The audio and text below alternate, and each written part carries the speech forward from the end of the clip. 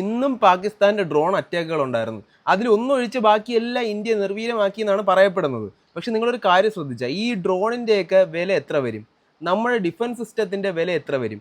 അവരൊരു ഡ്രോൺ അയച്ചു. ഞാൻ ഇതിന്റെ റേറ്റ് അന്വേഷിക്കാൻ വേണ്ടി സെർച്ച് ചെയ്തപ്പോൾ കിട്ടിയൊരു സ്റ്റേറ്റ്മെന്റ് ആണത്. ഇതിൽ പറയുന്നത് അവർ 10,000 രൂപയുടെ ഡ്രോൺ അയച്ചപ്പോൾ നമ്മൾ 2 കോടി രൂപയുടെ മിസൈൽ വെച്ചിട്ടാണ് അതിന് നിർവീര്യമാക്കിയത്.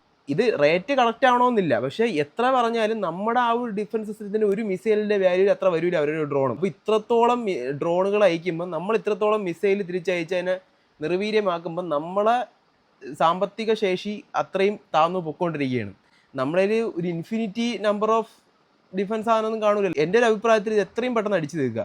പാകിസ്ഥാൻ്റെ എല്ലാ സാധനങ്ങളും അടിച്ച് തീർത്താലേ വഴിയുള്ളൂ. അവർ നിരന്തരം ഡ്രോൺ അയച്ചുകൊണ്ടിരുന്ന ഇവിടെ നിന്ന് ഡിഫൻസ് ഇട്ടുകൊണ്ടിരിക്കും. ഇതൊരു സമയത്ത് തീരൂലേ? ഒരു ലിമിറ്റഡ് നമ്പർ ഓഫ് സാധനങ്ങളല്ലേ ഉള്ളൂ കയ്യിൽ.